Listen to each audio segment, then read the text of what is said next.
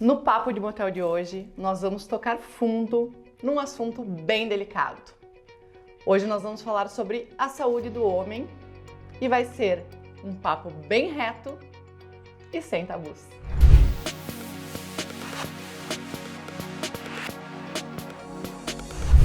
Hoje eu tenho a honra de receber aqui o Dr. Milton Bergamo, coloproctologista. Não, peraí. Coloproctologista. Aí, ó, é sempre difícil falar essa palavra.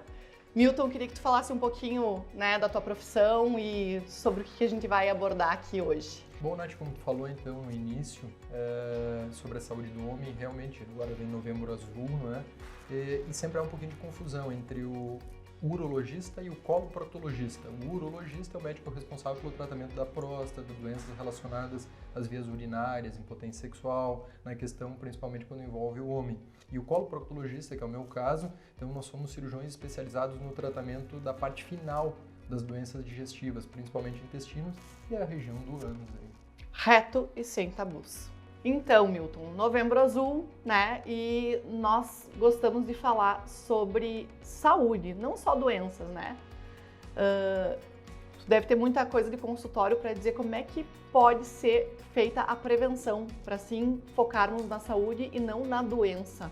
São vários aspectos, então, que a gente pode prevenir, né? Tem a questão do próprio câncer, então procurar o seu médico assistente, principalmente se tem história familiar, né, acima dos 40 ou 50 anos, em relação à prevenção do câncer de intestino, câncer de próstata, no caso do urologista, né? E também tem a prevenção em relação a outras doenças, como a gente estava conversando um pouquinho antes, né, antes de iniciar o programa. Tem a questão das doenças sexualmente transmissíveis, tem a questão do sexo anal, que é algo que a gente vê muito no consultório para homens e mulheres, e tem também a questão relacionada aos distúrbios do assoalho pélvico, né? As mulheres, principalmente, constipação, gravidez, parto normal. Então ali a gente abre um leque muito grande para muito tipo de doença e muita possibilidade de prevenção ou de redução de complicações a longo prazo. E tem algo além de ir procurar um médico, por exemplo, fisioterapia pélvica, para prevenir isso? Sim, isso existe muito. Por exemplo, a gente estava conversando sobre o parto normal. O próprio fato de ser mulher já tem um certo problema em relação ao assoalho pélvico, a musculatura, né, que sustenta o reto, a vagina, o ânus. Então, a gravidez em si já é um problema. O fato de ser mulher, pelo canal do parto, já tem alterações importantes, né? Diferente do homem, que tem muito menos problema em relação a isso. A gravidez já é um problema. O parto normal, principalmente quando é um parto problemático, né? Que tem que usar um vácuo extrator, algum procedimento mais agressivo, então podem ficar sequelas importantes, incontinência urinária, incontinência fecal, sem falar nas questões de constipação, as mulheres com traumas de infância, abuso sexual, entre outras situações que têm problemas de evacuação obstruída, constipação crônica, vaginismo, então envolve questão urinária, evacuatória, sexual, ela anda muito junto, né? São órgãos que estão muito próximos, a inervação muito próxima e tem muita relação com a questão emocional.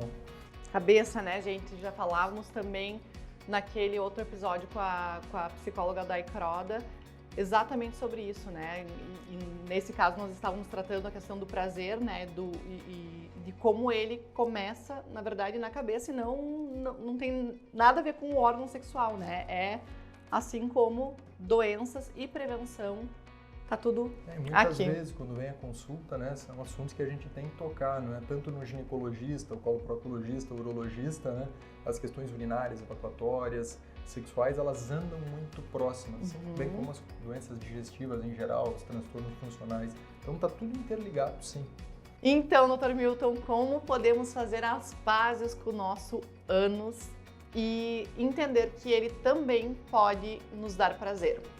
Sim, a verdade é que o ânus é um órgão extremamente inervado,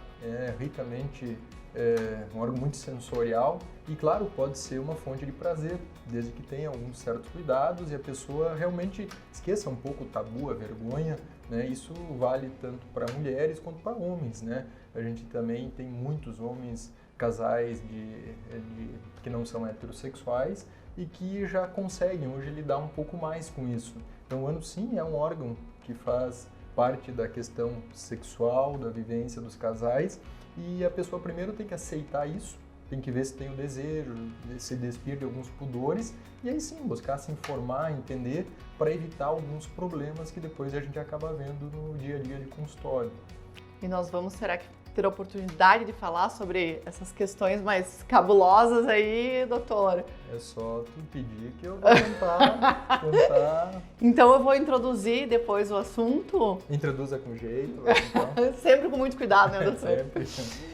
E para finalizar, então, esse episódio de hoje, algumas dicas, né, tanto para homens quanto para mulheres, Primeira coisa é perder a vergonha, perder o medo, buscar informação, seja na internet, seja com alguém especializado do ponto de vista comportamental, né, pessoal relacionado à sexualidade, do ponto de vista médico, né, entender que isso faz parte da conversa do casal, né? O que a gente vê muita gente é sendo forçada a fazer o que não quer, também não é legal. Então é conversar, chegarem à conclusão, se houver a curiosidade, buscar, aprender, saber e fazer isso da maneira correta para evitar infecções, DSTs, outras situações relacionadas com alguns brinquedos sexuais que nem sempre são adequados. Então a gente vê toda a ordem de problema quando a coisa é feita da maneira inadequada. Perfeito. Então tá, esse foi mais um episódio do nosso Papo de Motel. E, Dr. Milton, muito obrigada pela tua presença. Eu agradeço a oportunidade. Nos vemos na próxima pernoite.